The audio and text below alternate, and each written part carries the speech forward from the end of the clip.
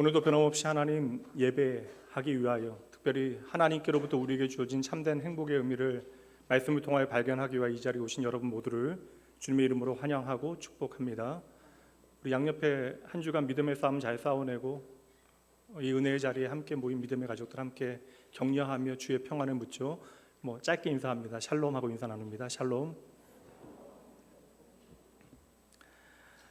오늘은 왕이 오십니다. 우리가 계속해서 이사야서 말씀 나누고 있고요. 왕이 오십니다. 8번째 시간 하나님은 공의로 통치하십니다 라는 제목으로 말씀 나누도록 합니다.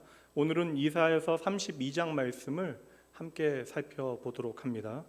제가 이제 대학에서 공부할 때 역사 철학에 관심이 있어서 일부러 이제 독일에서 철학을 전공하신 교수님 조교까지 사역도 하고 기관에서도 일하고 또 이렇게 결혼도 준비하고 바쁜 때였는데 조교로 일했던 이유가 제가 역사와 철학에 대한 관심이 좀 많았기 때문입니다. 그래서 당시에 헤겔이나 칸트가 말하는 어떤 거대 담론들에 몰입해 보는 것도 즐거웠고요.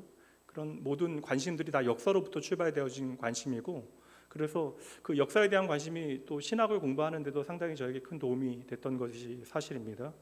근데 역사를 공부하면서 느낀 것이 역사는 흘러가는 것이지만 역사는 반복되어지는 것이고, 우리가 역사를 공부하게 되어지면 우리가 이것을 역사 의식을 가진다라고 이야기하는데, 그래서 역사 의식이 우리 안에 제대로 건강하게 자리 잡게 되어지면 우리가 적어도 무지를 핑계로 말도 안 되는 선택을 하지는 않겠구나라는 생각을 하게 되었습니다.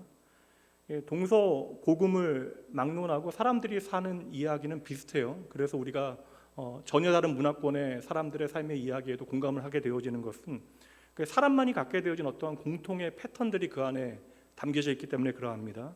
그래서 우리는 과거의 이야기를 통하여 오늘의 우리를 해석하게 되어지고, 그래서 내일을 바라보게 되어지는 것이죠.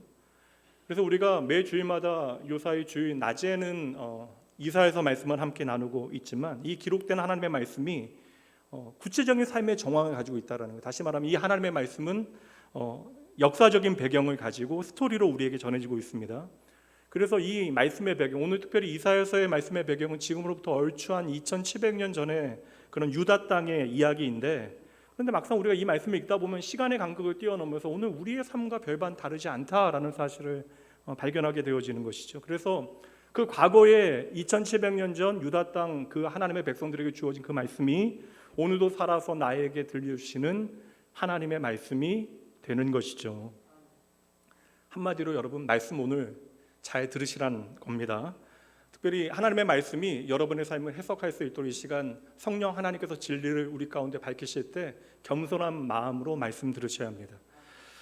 유다가 강대국 아수르의 침략으로 나라가 초토화되어지기 일보 직전에 놓여 있습니다. 그때 하나님께서는 이사야 선지자를 통하여 유다 백성들에게 말씀하신 내용이 바로 이사야서입니다.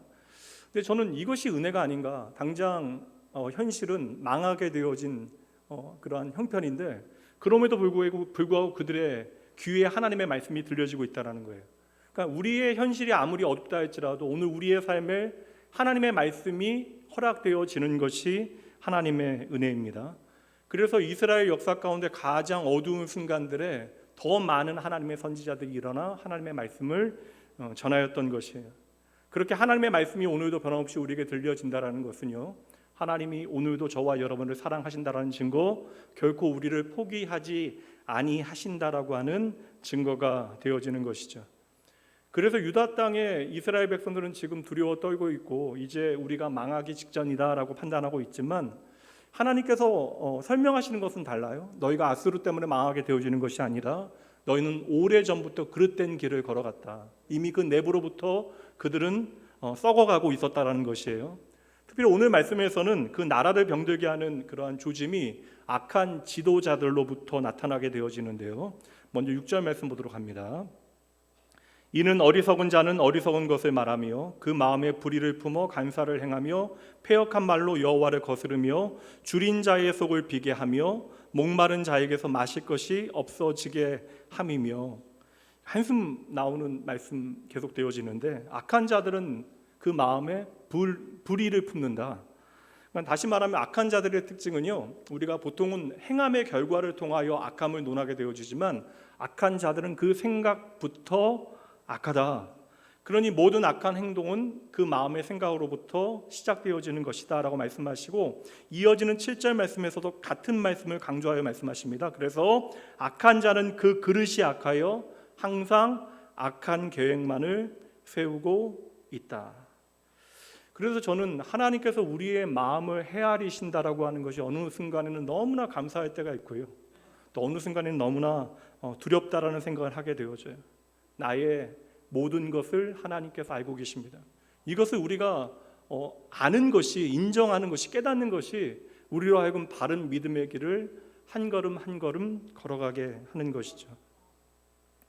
여러분 자신도 그러하지만 인간이라고 하는 것이 얼마나 이율배반적입니까?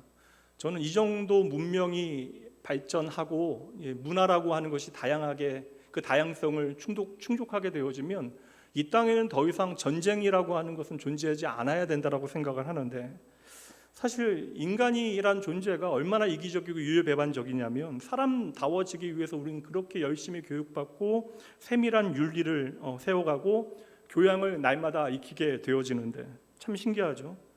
사람들의 악행은 그 깊이를 더하게 되어집니다. 더 파괴력을 가지게 되어졌죠. 모두가 악하긴 하지만 특히 지도자의 악행은 더 많은 사람들을 불행하게 만듭니다. 그래서 악한 자는 그의 마음으로부터 악한 계획을 세우고 더러운 입술로 거짓을 말하게 되어지는데, 6절 말씀에 보면 결국 하나님을 거스리는 패역이라고 말씀을 하고 있어요. 패역한 말로 여호와를 거스린다, 이 말씀을 정확하게 자세히 번역하게 되어지면, 하나님이 지금 하나님의 백성들, 유다 땅이잖아요. 하나님의 백성들을 하나님께로부터 멀어지게 만든다, 다시 말하면 죄짓게 만든다, 하나님의 목적으로부터 그들을 벗어나게 만든다라고 하는 표현이 되어지는 거예요. 그래서 지도자들은 자신의 마음의 욕심과 자기 탐욕으로 온갖 악한 계획을 거짓말한다라는 거예요. 그래서 자꾸만 사람들을 하나님께로부터 멀어지게 한다. 오늘 오후에 저희가 이제 로마서 말씀을 오후에 좀 공부하듯 나누고 있는데, 로마서 본문이 바로 이 세상 권세자들에 대한 말씀입니다.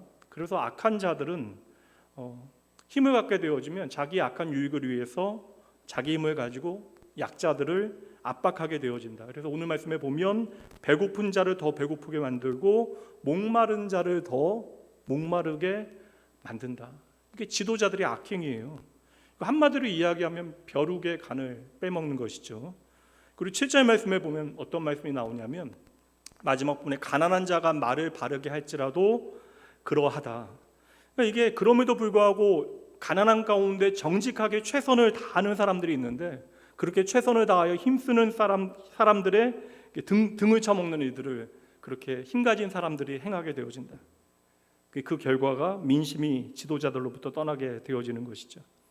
그래서 지금 눈앞에 있는 아수르가 문제다라고 말하고 있는 이스라엘 백성들에게 하나님께서는 너희가 이전부터 나를 떠난 것이 문제다 말씀하시면서, 특별히 지도자들이 악하다, 너희들이 먼저 정신 차려야 한다라고 경고하시는 것이죠. 그래서 그 지도자와 연결되어진 사람들을 언급하시는데, 9절 말씀에 너희 안일한 여인들아 일어나 내 목소리를 들을지어다, 너희 염려 없는 딸들아 내 말에 귀를 기울일지어다.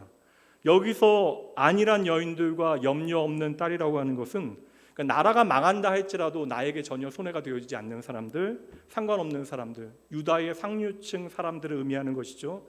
여기서 안일하다, 염려가 없다라고 하는 것은 지금 이제 걱정이 없다라는 표현인데, 그 안에는 자기 만족과 자기 도취가 있는 거예요. 나는 이렇게 넉넉하니까 나라가 망한다 할지라도 나는 아무런 상관이 없을 것이다. 그래서 나라가 망하게 되어졌음에도 불구하고 오늘 내 손에 들려있는 것이 너무나 풍족하니까 아무것도 모르는 거예요. 영적으로 둔감한 것입니다. 이 나라가 다 망한다 할지라도 나는 상관이 없다라고 생각하는 것이죠. 그러니 그들의 귀에 하나님의 음성이 전혀 들리지 아니합니다. 특별히 선지자를 통하여, 아수르를 통하여 우리가 고난당하는 이유가 무엇인지를 말씀하시는데도, 이 아수르를 통하여 하나님께서 확성기를 들고 말씀하심에도 불구하고 그 하나님의 경고의 말씀이 그들의 귀에 들려지지 않는 것이죠. 여러분, 다른 건 없습니다. 하나님께 돌아와야 우리는 살게 되어집니다. 그러니 세상이 보여주는 그 모든 평안의 실체가 무엇인지 아셔야 돼요. 그러니까 죄라고 하는 것은 우리가 싫어할 만한 것들이 아닙니다. 많은 죄는요, 우리로 하여금 즐거움을 느끼게 만들어요. 그래서 우리로 하여금 얼매이기 쉽고 넘어지게 하는 쉬운 그 그것이 바로 죄가 되어지는 것이죠. 그래서 세상이 우리 가운데 던져주는 평화는 당장은 우리로 하여금 만족하게 만들고 즐겁게 만드는데, 이 세상의 평안, 세상이 우리의 삶에 던져놓는 이 평안의 실체가 무엇인지를 확인해야 하는 것이죠. 단순해요, 여러분. 오늘 내 손에 들려진 것, 내 삶에 주어진 것으로, 그 안락함으로 말미암아, 그 안전함으로 말미암아 내가 영적인 긴장감을 놓치고 살아가고 있다면, 그리하여 내가 하나님 앞에서 하나님의 음성을 듣지 못하고 있다면 다시 정신 차리고 우리는 하나님 앞으로, 그 말씀 앞으로 나아와야 하는 것이죠. 다시 말씀드립니다. 내 귀에 오늘 하나님의 말씀이 들려야 우리가 다시 살게 되어집니다. 여러분, 이게 마귀에 가장 잘 먹히는 전략은요, 핍박이 아닙니다. 고난이 아니에요. 성도의 기세는 도리어 고난을 통하여 하나님을 향한 경건으로 더 깊어지게 되어지는 것입니다. 그래서 성도의 그 기세는 고난을 통하여 꺾이는 것이 아니라 도리어 적당한 세상 만족과 즐거움과 성공에 취하게 되어질 때 우리는 어느새 그런 영적인 긴장감을 놓쳐버리게 되어지는 것이죠. 잠언 말씀에서는 이러한 어리석음에 대해서 경고하고 있는데요. 말씀 보도록 합니다. 잠언 6장 9절부터 말씀 볼게요. 게으른 자여, 이 게으르다라는 것은 단지 기질적인 문제가 아닙니다. 하나님과의 관계에 대한 이야기예요. 게으른 자여, 내가 어느 때까지 누워 있겠느냐? 내가 어느 때에 잠이 깨어 일어나겠느냐? 좀 더 자자, 좀 더 졸자, 손을 모으고 좀 더 누워 있자 하면 내 빈궁이 강도같이 오며 내 곰핍이 군사같이 이르리라. 하나님을 믿어요. 믿기는 하는데 내가 지나치게 믿을 필요가 없다라고 판단하게 되어지는 것이죠. 적당히 남들 평균치만큼만 지나치지 않게, 꼭 남자들 예비군 훈련 받듯이 신앙생활 하려 하는 것이죠. 그래서 우리는 세상과 하나님 사이에서 적당히 그 둘을 붙들고 세상과 하나님의 가치를 적당히 버무려서 그럭저럭 오늘도 우리의 삶을 살아가게 되는 것입니다. 그 믿음의 사람들 중에서는 첫 번째, 세상의 시련과 그 모든 고통의 순간은 잘 이겨내는 사람들이 있는 반면에 이 두 번째, 세상의 유혹의 시험에서는 너무나 많은 사람들이 쉽게 넘어지게 되어지는 것이죠. 우리가 이러한 세상의 안락함과 거짓 평안이 나를 얼마나 과대평가하게 만들고 이러한 영적인 싸움을 얼마나 과소평가하게 만드는지에 대해서 우리가 영적인 통찰이 오늘 우리에게 필요합니다. 이제 교회 오래 다니신 분들의 생각 가운데 나는 더 이상 흔들리지 아니한다라고 생각하는 분들 계시거든요. 나는 이미 이제 믿음에 있어서는 완성형의 사람이다. 이 땅에는 여러분 아무도 그런 사람들 없어요. 영적으로 내가 성장하면 성장할수록 교회 오래 다니고 성경에 대한 지식이 우리 안에 많아지고 우리 안에 어떤 믿음의 아름다운 모양들이 나타나면 나타날수록 사탄은 더욱더 교활해지고 자기 정체를 철저하게 숨기고 우리의 삶이 일하기 시작합니다.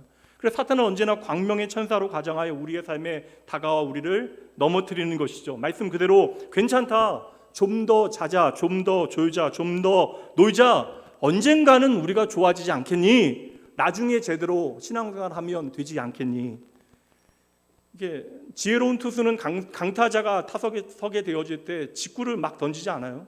지혜로운 투수는 강타자를 상대할 때 여러 구종의 제가 야구를 잘 모르고 커브나 또 변화구나 그런 다양한 구종을 집어넣게 되어집니다. 그러니 우리가 신앙생활이 우리 안에 의미 있어지고 우리 안에 어떠한 성장의 일들이 나타나게 되어질 때 사탄은 더 많은 교활한 조건들과 달콤한 유혹으로 우리의 삶을 공격하게 되어지는 것이죠.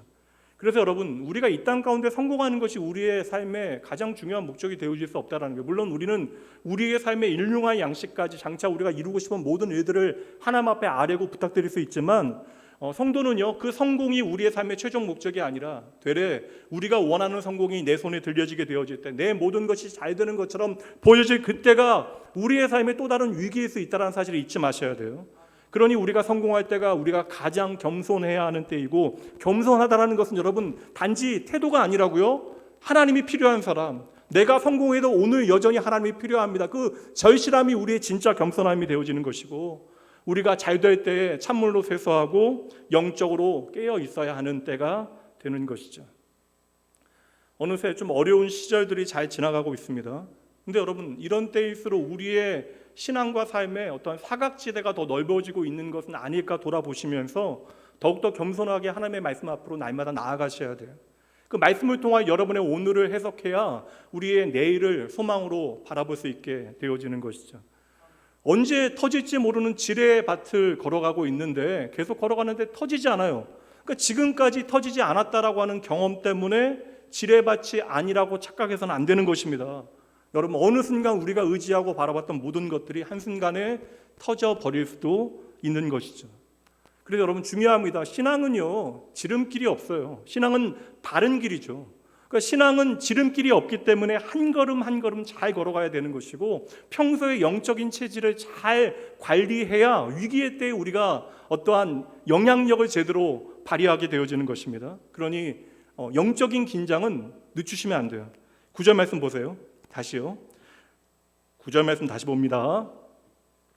너희 안일한 여인들아 일어나 내 목소리를 들을지어다. 너희 염려 없는 딸들아 내 말에 귀를 기울일지어다.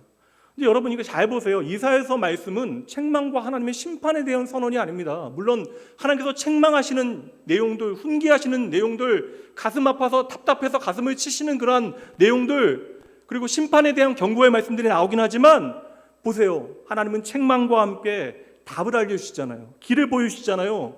뭐라고 말씀하십니까? 하나님 없이 살아가는 그 모든 사람들을 향하여 마지막에 내 말을 들으라, 내 말에 귀를 기울이라. 말을 듣기는 듣는데 건성으로 듣는 사람들 있습니다. 여러분 집에 있는 자녀들, 여러분 남편 생각하시면 돼요. 매주 예배는 참석하는데 영적으로 이제 잠이 든 상태로 수면 상태에서 귓등으로 하나님의 말씀 듣는 사람들이 있어요. 이건 여러분 듣는 것이 아닙니다. 정말 위험한 건 여러분 아예 안 듣는 게 아니에요. 적당히 잘못 듣는 사람들이 가장 위험한 것입니다. 왜냐하면 잘못된 확신을 가지고 내가 잘못된 선택을 하면서 이것이 아무런 문제가 없다라고 우리가 착각하게 되기 때문에 그러한 것이죠. 다시 말씀드릴게요. 신앙은요, 우리에게 바른 길을 보여주는 것이지 우리에게 지름길을 알려주는 것이 아니에요. 그래서 오늘 우리가 정신 차리고 하나님의 말씀 잘 듣고 그 말씀이 우리의 삶의 중심에 놓이게 되어질 때 비로소 우리 안에 영적인 분별력이 조금씩 자라나는 것입니다. 그래야 여러분, 우리가 이 세상을 살아가면서 하나님께서 내게 허락하신 모든 것들에 대하여 참으로 감사하되 그 주어진 것으로 이 세상을 더 사랑하지 않을 수 있게 되는 것이죠. 잠언 30장 이어지는 말씀 조금만 더 볼게요. 내가 두 가지 일을 주께 구하였습니다. 내가 죽기 전에 내게 거절하지 마옵소서. 곧 헛된 것과 거짓말을 내게서 멀리하옵시고 나를 가난하게도 마옵시고 부하게도 마옵시고 오직 필요한 양식으로 나를 먹이시옵소서. 혹 내가 배불러서 하나님을 모른다 여호와가 누구냐 할까 하오며 혹 내가 가난하여 도둑질하고 내 하나님의 이름을 욕되게 할까 두려워함이니이다. 오늘 우리에게 너무나 필요한 기도예요. 여러분, 이거 표면적으로 오해하시면 안 돼요. 하나님 없는 사람들이 내가 배불러서 하나님 없다라고 이야기하는 것이 아닙니다. 우리가 하나님을 믿는다 이야기하면서 어느새 내 배가 부르고 내가 의지할 것들이 내 손에 많이 들려져서 어느새 하나님이 하나님 되시지 않게 되어지는 것에 대해 말씀하고 있는 거예요. 반대로 내가 너무나 궁핍하게 되어져서 하나님이 또한 나의 소망 되어짐을 놓치게 되어진 그 모든 절망의 상태에 대해서도 말씀하고 있는 것입니다. 그러니 우리가 세상의 유혹과 시험이 내게 몰려올 때 정신 못 차리고 반대로 어떠한 부요함이나 반대로 어떠한 결핍으로 인하여 그게 다 거짓말인데 그것에 우리의 삶이 총체적으로 흔들리게 되어져서 나의 구원 되신 하나님을, 나의 생명 되신 하나님을 놓치게 되어지면 이건 정말 큰일 나는 일이다라고 지금은 시인은 이야기하고 있는 것이에요. 그러니 여러분, 이게 아무것도 아닌 것이 아닙니다. 우리가 정기적으로 하나님의 말씀을 함께 듣고 그 말씀을 우리의 마음의 중심에 새겨놓고요, 또 개인적으로 흩어져서는 성경책을 펼치고 그 말씀을 읽고 묵상하여 이 말씀을 오늘 살아있는 하나님의 말씀으로 내 마음에 새기는 시간이 우리에겐 반드시 필요합니다. 그런 여러분, 기도 제목 많으시잖아요. 제가 여러분들에게 받은 기도 제목에도 수백 가지인데요. 여러분의 그 많은 기도 제목들 온전히 여러분의 삶에 다 이루어져서 내가 세상 가운데 보다 쉽게 단순하게 이야기해서 더 잘 먹고 더 잘 살게 되어진다 할지라도 오늘 유다 백성들의 그 유다의 잘난 사람들의 현실의 이야기, 하나님을 잊어버린 이야기, 하나님께서 말씀하셔도 그 말씀을 듣지 못하는 이야기가 여러분의 이야기가 되어져서는 결코 안 되는 것이죠. 더 비극적인 이야기 한번 보시죠. 12절 말씀이에요. 그들은 좋은 밭으로 인하여 열매 많은 포도나무로 인하여. 너무나 좋잖아요. 근데 그 다음 말씀 보세요. 가슴을 치게 될 것이다. 얼마나 두려운 말씀이에요. 내가 가진 좋은 밭과 포도나무의 열매로 인하여 가슴을 치게 되어진다. 오늘로 이야기하자면 좋은 집과 좋은 차와 좋은 옷과 넉넉한 은행 잔고, 모든 사람들이 부러워하는 부동산, 뭐 이런 것들을 의미하겠죠. 내 자식이 성공하는 거, 내가 높은 위치에 올라가는 거, 명예 얻게 되어지는 거. 근데 이게 많으면 우리의 삶에 좋은 건데, 근데 오늘 말씀 뭐라고 이야기해? 이게 많아질수록 우리가 더 비참해진다. 이것은 전쟁으로 다 잃어버리게 되어진다. 그 말씀의 의미보다는 더 본질적인 의미가 있어요. 어느새 내가 가진 것 때문에 내 삶에 하나님이 사라진 것, 하나님 없이 살아가고 있는 그 현실이 바로 비참한 것이다. 이것이 이미 우리의 삶에 심판이 되어지는 것이다. 이어지는 14절 말씀에 보면 오벨이 나와요. 오벨. 이 오벨을 오늘날 우리식으로 이야기하면, 이 오벨이라고 하는 동네는요, 예루살렘의 청담동과 같은 동네입니다. 그러니까 그 화려한 동네, 그러니까 수십억, 수백억의 집들이 즐비한 그곳이 들짐승의 보금자리가 되어진대요. 황폐하게 되어진대요. 여러분, 이 모든 것들이 하나님 앞에 의미 없게 되어지는 날이 반드시 온다라는 거예요. 이것을 자랑할 수 없는 날이 온다라는 것입니다. 그러니 우리의 삶의 위기를 위기로 인식하는 것이 지혜이고 통찰이 되어지는 것이죠. 노아의 때 이 지혜가 없어 망하게 되어지잖아요. 하나님께 돌아가면 사는데 돌아가지 못하잖아요. 마태복음 24장 37절 말씀에서 이 말씀을 다시 한번 우리에게 들려줍니다. 노아의 때와 같이 인자의 임함도 그러하리라. 홍수전에 노아가 방주에 가던 날까지 사람들이 먹고 마시고 장가들고 시집가고 있으면서, 이게 뭐 잘못이냐고요. 우리가 살아가는 삶의 이야기인데 먹고 마시고 시집가고 장가가는 거, 이건 문제 없는 것인데, 그렇게 우리의 삶을 살아가면서 홍수가 나서 그들을 다 멸하기까지 깨닫지 못하였다. 그렇게 우리가 살아간 삶의 이야기가 문제가 되어지는 것이 아니라 우리가 깨닫지 못하였다. 우리의 삶의 모든 시간을 통하여 하나님만이 나의 전부 되신다, 하나님만이 나의 생명 되신다는 사실을 깨닫지 못한 것이 우리의 멸망의 이유가 되어진다. 인자의 임함도 이와 같으니라. 세상은 덧없으니 너희가 가진 모든 것들을 다 내려놓아라, 그런 말씀이 아니라고요. 이 세상을 살아가나 내가 가진 모든 것들을 너의 전부가 되게 해서는 안 된다라는 말씀이 되어지는 것이죠. 좀 더 선명한 말씀 보도록 할까요? 요한복음으로 가볼게요. 요한일서 말씀 2장 15절 함께 읽어봅니다. 이 세상이나 세상에 있는 것들을 사랑하지 말라. 누구든지 세상을 사랑하면 아버지의 사랑이 그 안에 있지 아니하다. 이런 말씀이 좀 우리에게 어렵거든요. 나는 분명 좀 그런 생각이 있잖아요. 이 둘을 잘 좀 밸런스 있게 잘 가질 수 있을 것 같은데, 이 말씀은 그게 아니라고 이야기하시니까, 우리가 두 사람을 동일하게 사랑할 수 없는 것과 마찬가지로 하나님과 세상을 동시에 사랑할 수 없는 것이죠. 만약에 동일하게 사랑할 수 있다 한들 그 우선순위는 잘못된 것입니다. 머리로는 분명히 이해가 되잖아요, 여러분. 세상과 하나님을 함께 사랑할 수 없다. 근데 막상 여러분 어떠세요? 어디까지가 세상을 사랑하는 것인지 좀 애매하지 않으세요? 예배당 앉아 있을 때는 참 쉬운데, 우리가 이제 예배당 나가서 이제 월요일부터 우리 일상을 살아가다 보면 어디까지가 하나님을 참으로 사랑하는 것이고 어디까지가 세상을 사랑하는 것인지 그 경계가 모호한 순간들이 분명 우리의 삶에는 있습니다. 그런가요? 근데 막상 우리가 다 알고 있어요. 여러분의 마음은, 여러분의 영혼은 다 알고 있습니다. 이거 여러분 쉽게 좀 적용하시는 것이 좀 어렵지 않을 것 같아요. 이거 안 그러면 비유가 되기 쉽거든요. 우화가 되기 쉽습니다. 일부에도 말씀드렸는데, 만약에 여러분 내가 너무나 원하던 차를 사게 돼요. 남자분들 차 너무나 좋아하시니까 내가 그렇게 원하던 차, 좋아하던 차를 사게 되어집니다.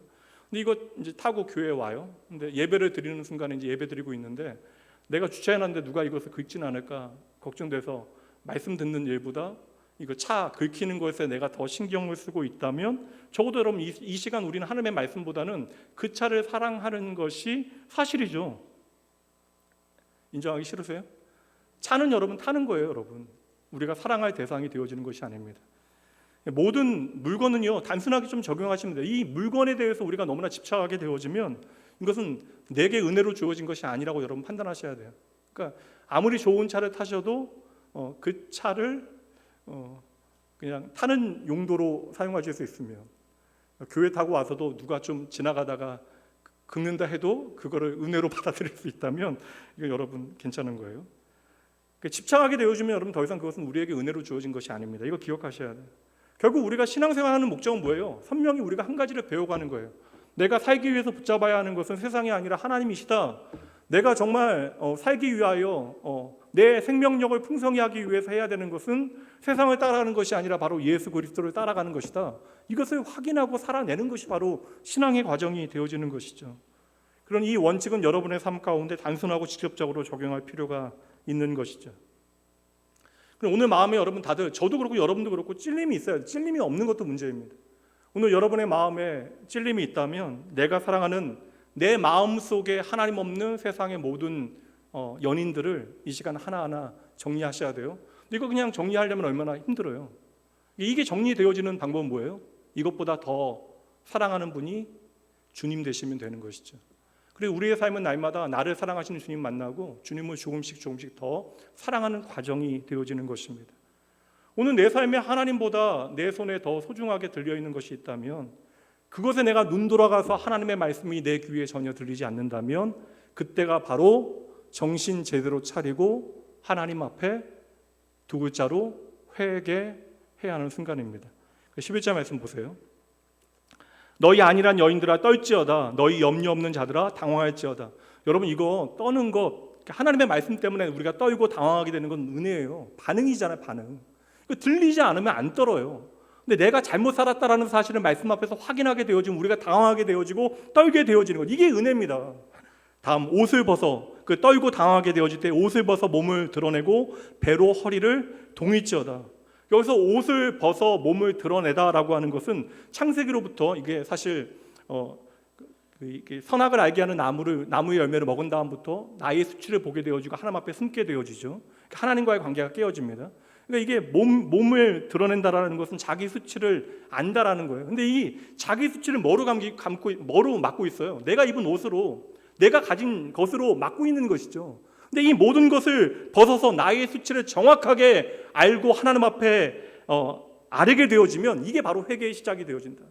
그런 여러분, 회개의 핵심은 뭐냐면 정직하게 나를 돌아보는 것으로부터 시작되는 거예요.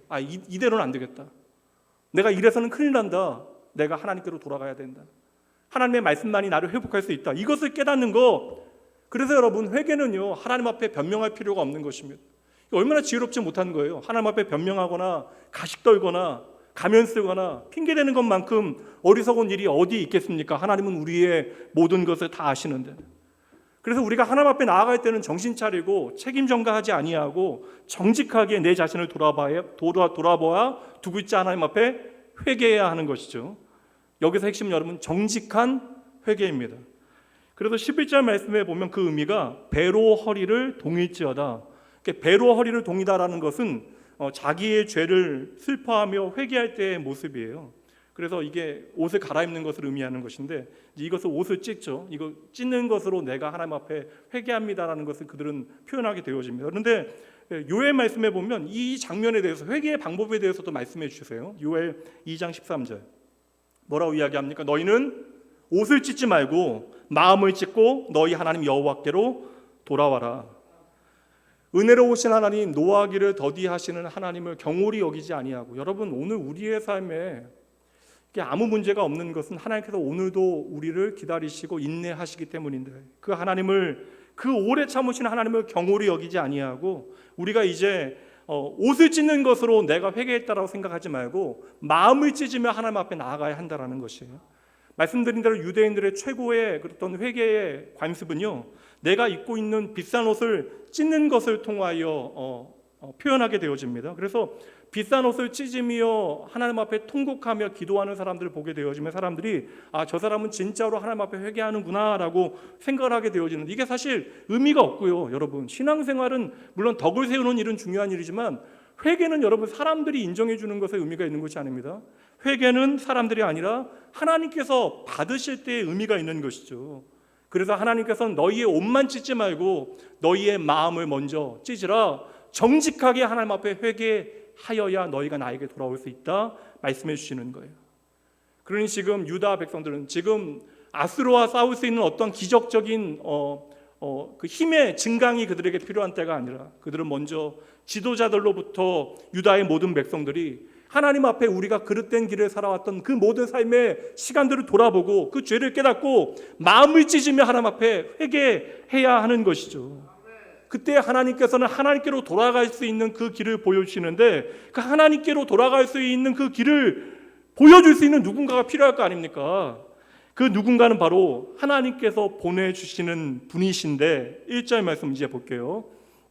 함께 읽어봅니다. 보라, 장차 한 왕이 공의로 통치할 것이요, 하나님께로 돌아갈 수 있는 그 길을 우리에게 보여주실 수 있는 분, 나는 길이요 생명이다 선언하신 하나님께서 보내신 거룩한 왕, 장차 오실 그 한 왕은 예수 그리스도. 그러므로 예수님은 오늘도 우리의 삶의 만왕의 왕으로 임하십니다. 이게 이사야서의 핵심이라고요. 너희들 이렇게 살았으니까 망한다가 핵심이 아니라 너희가 하나님께로 돌아와야 산다. 너희로 하여금 하나님께로 돌아올 수 있는 길이 되신 분이 바로 예수 그리스도이시다. 영적인 어두운 가운데 있음에도 불구하고 내가 왜 어두운 가운데 있는지, 내가 있는 곳이 어둠인지조차 알지 못하는 우리에게 예수 그리스도께서 왕으로 임하시어 구원의 빛을 비추어 주시는 것이죠. 그래서 2절 말씀에 보면 그분이 우리의 삶에 임하여 왕이 되어 주시고 구원의 빛을 비추실 때에 또 그 사람은 광풍을 피하는 곳, 폭우를 가리는 곳 같을 것이며 마른 땅에 냇물 같을 것이며 곤비한 땅에 큰 바위 그늘 같다.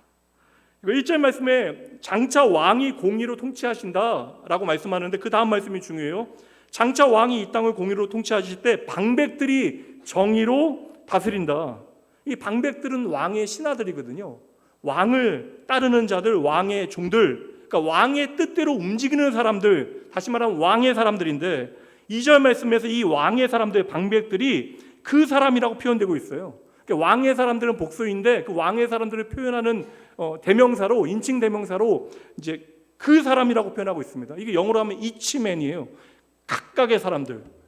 그러니까 우리가 사실 오늘 이 자리에 집단으로 그룹으로 모여서 하나님을 예배하고 있는 것처럼 보이지만 우리는 왕 대신 하나님 앞에 각자가 하나님 앞에 나아가고 있는 것입니다. 하나님의 임재 앞에 우리가 한 사람 한 사람이 나아가고 있다는 거예요.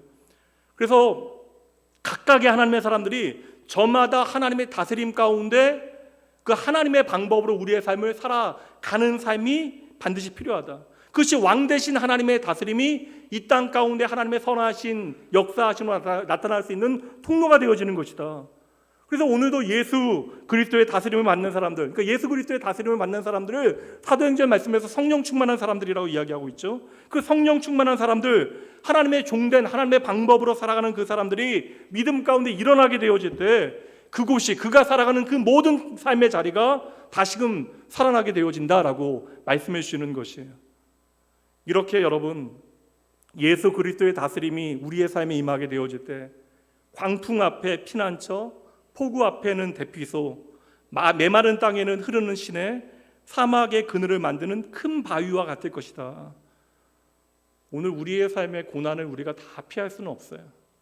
오늘 우리의 삶의 고난의 현장을 우리가 다 피해갈 수는 없지만 이 모든 고난을 우리가 능히 이길 수 있는 피난처 되시는 하나님의 은혜가 주 예수 그리스도의 다스림으로부터 나온다 말씀하시는 것이죠. 간단하게 정리할게요, 여러분. 우리가 예수를 나의 구주 삼을 때, 이 구주라고 하는 표현이 얼마나 놀라운 표현이에요. 예수를 나의 구원자 그리고 나의 주인 삼을 때, 예수께서 나의 구원 되실 뿐만 아니라 나의 삶의 자리에서 나의 주인 되실 때, 다시 말하면 한 표현으로 예수가 나의 생명 되실 때 우리는 다시 살아날 수 있음을 믿으시기 바랍니다. 그러니 여러분, 오늘 여러분들이 예수를 나의 구주 삼고 예수 붙들고 살아가게 되어질 때, 예수를 나의 구주 삼은 여러분 때문에 여러분의 삶의 모든 자리, 그리고 그 삶의 자리에 함께하는 모든 사람들이 다시 살아나는 놀라운 생명의 역사가 있는 줄 믿으시기 바랍니다. 그래서 여러분, 이게 우리의 생각과 달라요. 한국교회의 오늘과 내일에 대해서 염려하는 분들이 많이 계십니다. 이 염려는 우리가 할 염려는 아니에요. 우리는 그저 오늘을 성실하게 하나님 앞에 살아드리면 되는 것이고, 주님의 핏값으로 사신 주의 몸된 교회는 전 우주적인 개념 가운데 그 전 우주적인 교회는 결코 여러분 망하거나 줄어들거나 그러지 아니합니다. 그래서 역사를 보면요, 교회 역사를 보면 모든 부흥의 핵심적인 스토리는요, 가장 암울하고 가장 힘들었던 순간에 하나님의 부흥과 회복의 역사가 일어났다는 것이에요. 그래서 하나님에 대한 열정이 다가 식어버리고 교회가 그릇된 길을 가고 지도자들이 말도 안 되는 그릇된 이야기들을 하고 성도들이 타락의 길을 걸어가게 되어질 때 도리어 하나님의 부흥의 서막은 다시 열리게 되어지는 것이죠. 그런 의미에서 좀 이질적이긴 하지만 참 이 시대가 어두운 것은 사실이고 목회자인 저부터 회개를 해야 돼요. 그릇된 길로 잘못된 복음을 전하는 많은 사람들이 있는 이때에 저는 도리어 하나님의 부흥의 시작이 하나님의 말씀의 회복으로부터 다시 우리에게 주어질 것이라고 확신합니다. 그래서 이러한 영적인 대각성과 하나님의 부름받고 예수를 나의 왕으로 삼고 살아가는 사람들을 통하여 하나님의 부흥을 경험하는 사람들이 많아지게 되어질 때 그때 어떠한 일이 일어나게 되어지는지 이사야 선지자를 통해 우리에게 확인시켜 주시는데 그 말씀이 이어지는 3절과 4절입니다. 보는 자의 눈이 감기지 아니할 것이요 듣는 자가 귀를 기울일 것이며 조급한 자의 마음이 지식을 깨닫고 어눌한 자의 혀가 민첩하여 말을 분명히 할 것이다.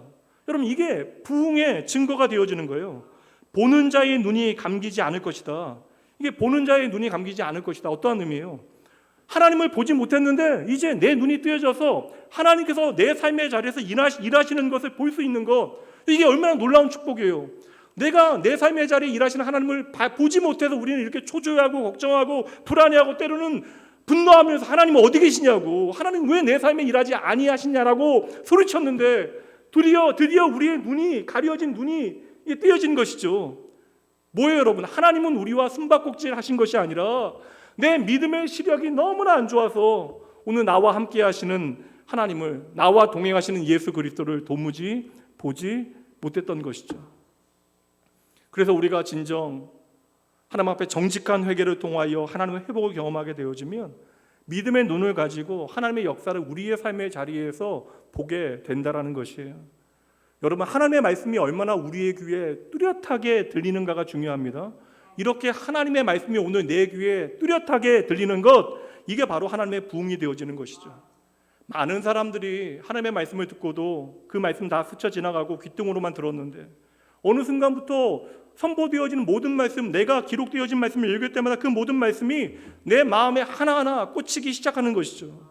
그렇게 기록되어진 하나님의 말씀, 그 선포되어진 말씀이 내 안에 오늘 살아있는 말씀으로 역사하기 시작하면 여러분 하나님의 은혜와 그 하나님의 부흥은 물밀듯 내 가슴을 가득 채우게 되어지는 줄 믿으셔야 돼요.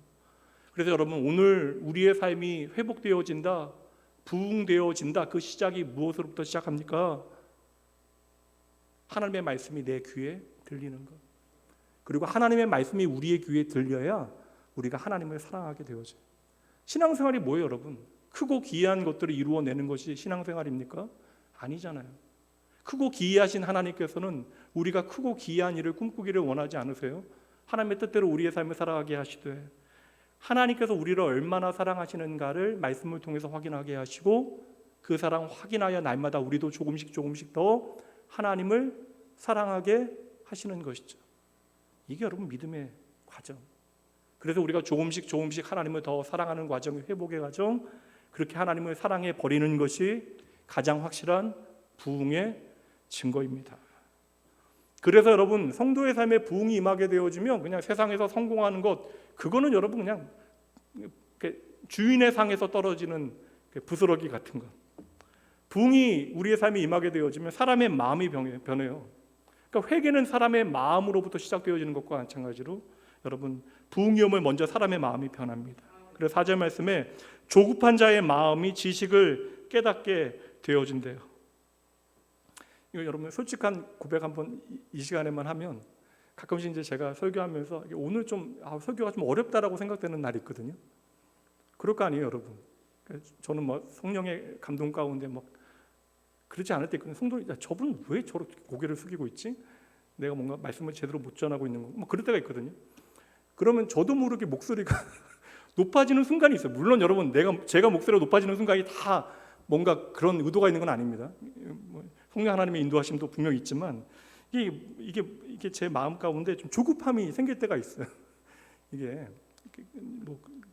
뭐라고 여러분들에게 설명드려야 될지 모르겠는데 이 조급한 자의 마음에 지식을 깨닫게 되어지는 거, 이게 부흥이라고 이야기하는 거예요. 그러니까 왜 조급해져요? 저도 모르게 눈앞에 보이는 것들에 마음을 빼앗기게 되기 때문에 그러는 것이죠.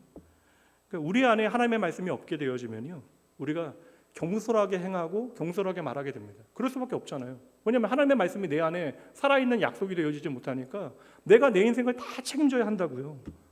그러니까 내가 조급하게 말하고 조급하게 결정하는 모든 것들은 하나님과 상관없는 이야기가 될 가능성이 너무나 높은 것이죠. 그러니 그것은 우리의 삶에 좋은 결과를 만들어내도 우리의 삶에 축복이 아닐 가능성이 있습니다. 결국 그것이 얼마나 하나님과 연결되어지는가가 중요한 것이잖아요. 그래서 하나님의 말씀의 부흥이 우리 안에 시작하게 되어지면 저절로 기질과 상관없이 우리가 좀 신중해지고 진지해지는 거예요. 그 말씀을 진지하게 우리가 받아들이고 그리고 지혜롭게 분별하고 침착하게 선택하게 되어지는 것이죠. 다음에 보면 하나님의 부흥이 있으면 마음이 변하게 되어지고요. 혀가 민첩하게 되어져서 말을 분명하게 한다. 이건 뭐 혀가 잘 돌아간다, 말빨이 좋아진다 그런 의미가 아닙니다. 여러분 하나님의 말씀이 오늘 나의 말씀으로 믿어지니까 그 말씀이 오늘 나의 능력이 되어지고 나의 확신이 되어지니 내가 하는 말이 믿음의 말이 되어지고 내가 쓰는 언어에 하나님의 그 복음의 가치가 담겨지게 되어지는 것이죠. 그러니까 여러분 어떤 사람의 말이 능력이 있어서 사람들을 고치는 것이 아닙니다.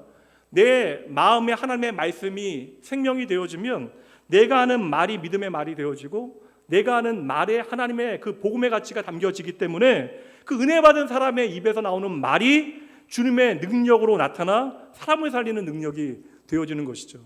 이게 지난주 우리가 부활절 살폈던 은과 금은 내게 없거니와 내게 있는 것은 너에게 준다. 너는 나사렛 예수 이름으로 일어나 걸으라.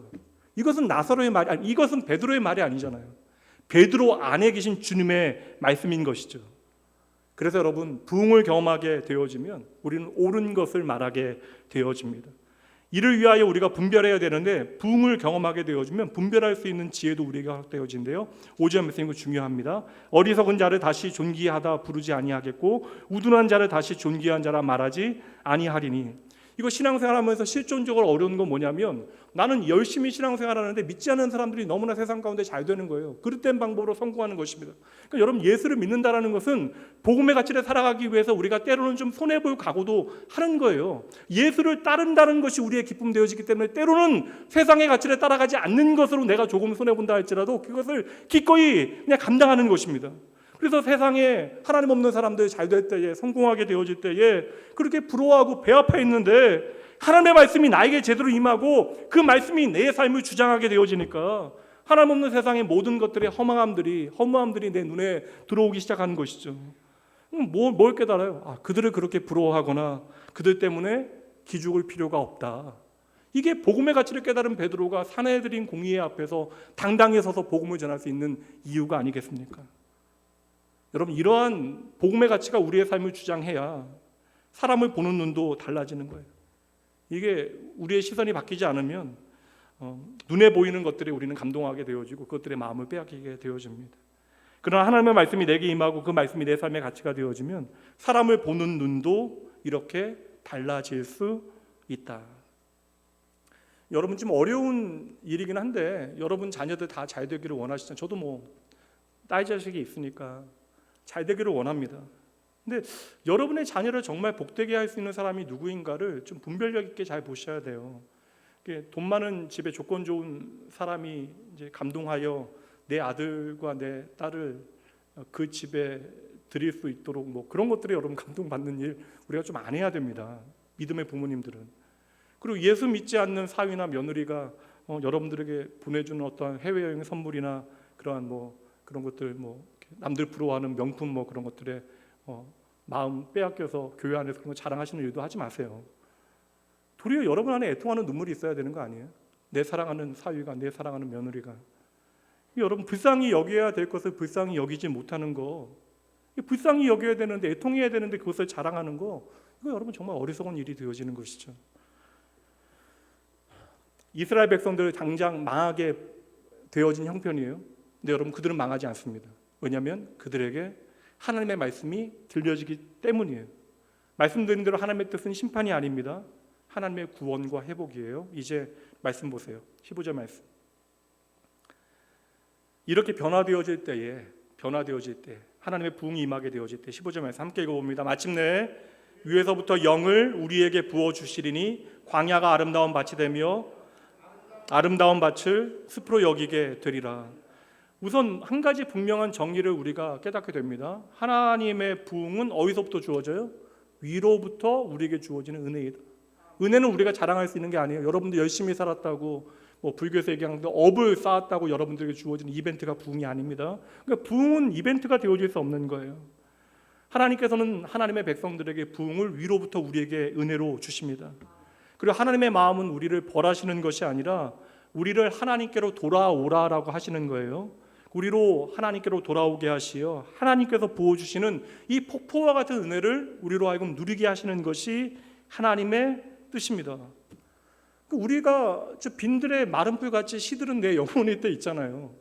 빈들의 마른 불같이 시들은 내 영혼에 오늘도 은혜의 소낙비를 부어주실 수 있는 분이 하나님이심을 여러분 믿으셔야 돼요. 그래서 오늘도 하나님의 은혜를 갈망하는 모든 사람들에게 하나님께서는 하나님의 영, 성령을 가득 부어주신다. 그래서 하나님의 교회가 세워지는 그 현장은 오순절 다락방 그 120명의 사람들이 그곳에서 모여 하나님 앞에 간절히 기도할 때에 성령이 그 120명에게 한꺼번에 임하게 되어지지만 오늘 말씀 그대로요. 한 사람 한 사람에게 각각 성령이 임하게 되어지는 것이죠. 그래서 그 자리에서 함께 기도하는 사람들은 단 한 명도 실수로 성령을 받지 못한 사람 하나도 없었고요. 그 자리에 있는 모든 사람들이 바로 성령을 경험하게 되어집니다. 오늘 진정 하나님의 회복과 부흥을 경험하기 원하는 이 공간 안에 있는 여러분 모두에게 한 명도 빠짐없이 성령이 충만히 임하시길 주님의 이름으로 축복합니다. 그렇게 성령이 임하셔야 우리의 그 광야가 아름다운 밭이 되어지고 또 그 밭이 숲이 되어질 수 있다라는 거예요. 이것을 사도행전 말씀에서는 이렇게 설명합니다. 사도행전 2장 17절 말씀, 하나님이 말씀하시기를 말세에 마지막 때에 내가 내 영을 모든 육체에 부어줄 것이다. 너희의 자녀들은 예언할 것이요 너희의 젊은이들은 환상을 보고 너희의 늙은이들은 꿈을 꾸리라. 이거 자녀들은 예언하고 젊은이들은 환상 보고 늙은이들은 꿈을 꾸고, 이거 문자적으로 해석할 게 아니잖아요. 중요한 표현은 저는 너희의라는 표현이라고 생각을 하거든요. 어떤 말씀인지 아시겠어요? 하나님께서 성령을 부어주실 때 교회 공동체, 예수의 이름으로 모인 교회 공동체 전체에게 부어주시는데 그 성령의 역사는 나 하나만을 변화시키는 것이 아니라 교회에 있는 모든 믿음의 사람들을 변화시키는 능력이 되어진다. 그래서 부모나 자녀나 젊은이나 나이 든 사람이나 모든 사람들이 다 함께 하나님의 역사를 보고 하나님의 꿈을 함께 꾸게 되어지는 공동체, 그 공동체가 바로 주의 몸된 교회가 되어져야 한다는 것이죠. 우리는 이것을 위하여 모두 함께 오늘 하나님의 부르심을 받아 이 자리에 있는 것입니다. 여러분, 그러니 나 혼자 은혜 받고 그냥 오늘을 만족하고 하나님 앞에 감사합니다, 눈물을 흘리는 것으로 내 삶이 변화된 것으로만 만족하시면 안 된다는 거예요. 그러면 하나님의 마음을 놓친 것입니다. 집안에 어른만 은혜 받고 아이들은 교회 가기 싫어하는 일, 얼마나 안타까운 일이에요. 여러분, 반대로 아이들은 교회 가서 주일학교에서 은혜 받고 조금씩 예쁘게 자라고 있는데 아버지는 그냥 예배 시간에 와서 졸다가 집에 돌아가게 되어지면 얼마나 이게 갈등이 있을 만한 일입니까? 그러니 여러분, 남편과 아내가 다 함께 은혜 받아야 되고요, 부모와 자녀가 다 함께 성령 충만함을 받는 것이 정말 중요하다는 거예요. 여러분, 하나님의 은혜는 어떻게 우리 안에 풍성해집니까? 하나님의 은혜는 우리가 모두 다 함께 누리게 되어질 때 더 풍성해지는 것이에요. 그래서 우리가 이 예배 가운데 오늘 우리가 은혜를 받는다면 지금 주일학교에서 드려지고 있는 그 예배의 현장 가운데서도 성령의 역사가 동일하게 있어야 한다는 것입니다. 이렇게 하나님께서 부으시는 성령의 역사가 낙원교회 모든 세대 물온대소하고 모든 성도들에게 체험되어지길 다시 한번 주의 이름으로 축복합니다. 폐허가 된 예루살렘을 회복하는 분이 누구세요? 하나님이시잖아요. 하늘로부터 내리시는 성령, 그 진리 영되신 성령 하나님을 통하여 각 사람의 마음 가운데 말씀이 들려지게 하신다라는 거예요. 여러분의 삶에 어떠한 영역이 이미 폐허가 된 광야와 같습니까? 분명 우리의 삶에 내가 도무지 회복할 수 없는 그 광야와 같은 폐허가 되어진 현장이 있을 터인데, 우리의 삶에 그 황폐해진 폐허가 있다면 그 자리에 바로 성령 하나님께서 임하시어 그 모든 자리를 회복하고 부흥케 하실 것을 여러분 믿으셔야 돼요. 성령의 역사가 여러분의 삶의 모든 자리에 부흥의 역사로 흘러가기 위하여 오늘도 우리는 함께 이 시간 모여 예배하고 있는 것입니다. 그러니 이 자리에 한 사람도 우리를 회복하시는 성령 하나님의 만지심을 경험하지 못하면 안 되는 것이에요. 교회에 오셔서 예배만 드리고 가시는 분들 계십니다. 이것도 좋아요.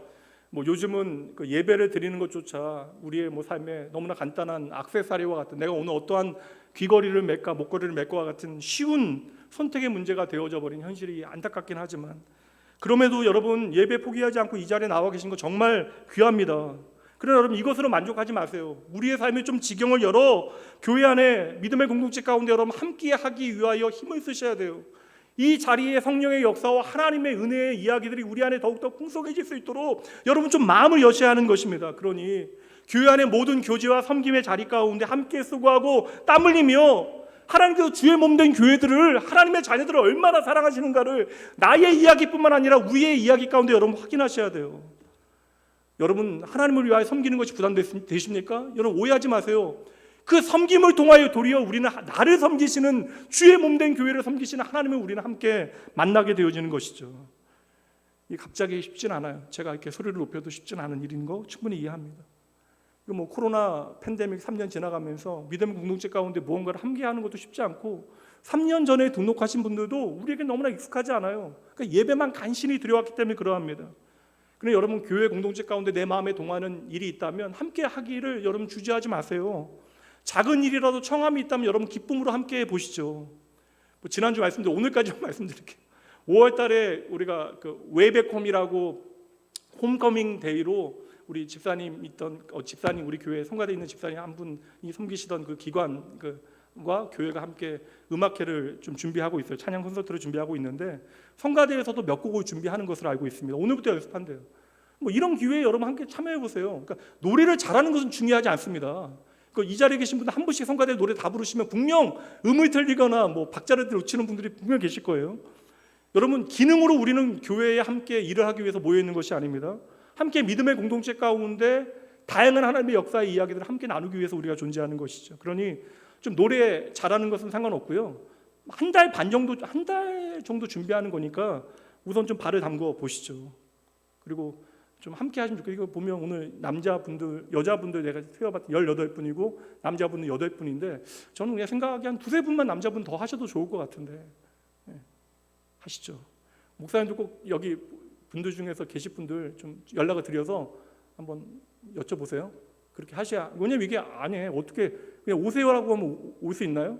저도 낯가리는 사람이라 압니다. 이거 오라고 청한다고 오는 게 아니에요. 그러니까 연락 꼭 드려주세요. 목사님 드려주세요. 오늘 꼭 여기 오신 분들 몇 분 드려주세요.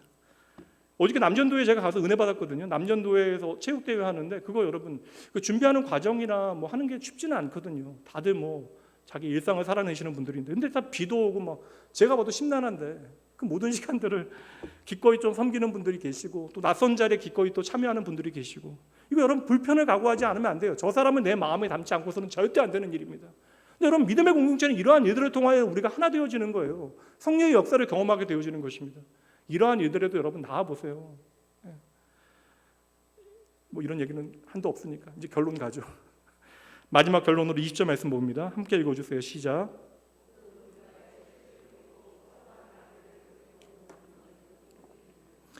얼마나 감사해요 여러분. 이게 참 절망의 이야기로 시작되어졌는데 황폐해진 광야의 이야기, 사막의 이야기였는데 너희는 모두 다 복되다라고 한 하나님의 말씀으로 끝나게 되어지잖아요. 이제 광야가 물이 풍성해져서 모든 땅이 기름지게 되어져서 여러분 보세요. 아무 땅이나 뿌려도 열매를 맺게 되어지고 그 모든 땅이 푸른 초장이 되어진다. 이렇게 하나님의 말씀이 우리의 마음 중심에 임하게 되어지고 그 말씀이 우리의 삶을 변화시키고 그 변화가 나만의 변화로 끝나지 아니하고 믿음의 공동체 가운데 나의 가정과 자녀와 교회와 일터를 변화시키는 하나님의 축복의 은혜의 연쇄작용이 우리 안에 생명력 있게 계속해서 나타나야 한다는 것이죠. 여러분 나의 힘만으로는 다 할 수 없어요. 내가 아무리 힘써도 이루지 못하는 일들이 반드시 있기에 오늘도 우리는 염려합니다. 우리가 아무리 땀 흘려도 열매를 맺어내지 못하는 순간들이 있다는 거예요. 노를 아무리 저어도 그 역풍에 조금 더 나아가지 못하는 순간들이 있습니다. 그러나 여러분 하나님의 말씀이 오늘 우리의 삶 가운데 역사하기 시작하면 그래서 주의 말씀을 붙들고 우리의 삶에 하나님의 임재를 더욱더 깊이 경험하게 되어지면 우리가 어디서 무엇을 하든지 간에 하나님의 다스림에 성령의 만지심과 예수의 은혜를 반드시 누리게 되어지면 믿으셔야 돼요. 그렇게 하나님의 말씀이 오늘 저와 여러분의 삶을 변화시킬 때 여러분 역풍이었던 모든 바람이 어느새 내 뒤에서 부는 순풍이 되어져서 때로는 내가 지쳐서 노하나 되지 못하는 그 순간에도 우리를 앞으로 나아가게 하는 것이죠.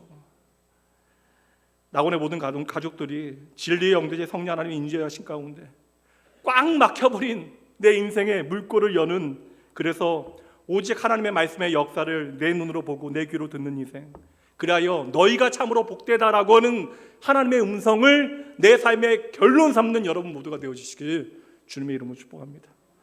잠시 기도하죠. 하나님 은혜입니다.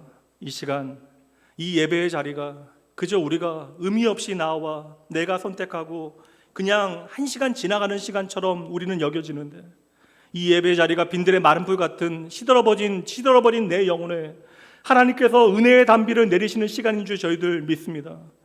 오늘 유다 백성들에게 주신 이 말씀이 오늘 나에게 주시는 말씀으로 믿어지게 하시고, 그 말씀이 내 삶의 영혼의 손학비 되어 목마른 내 영혼을 해갈하여 주시옵소서. 주여, 하나님의 말씀 없는 삶이 얼마나 위험한 삶인가를 저희들 깨닫게 하시어 광명의 천사와 같이 내 삶을 휘저어놓는 사탄의 교활한 유혹과 시험의 순간에 주의 말씀 단단히 붙들고 저희들 승리하게 하여 주시옵소서. 아버지요, 말로만 믿지 않게 하시옵소서.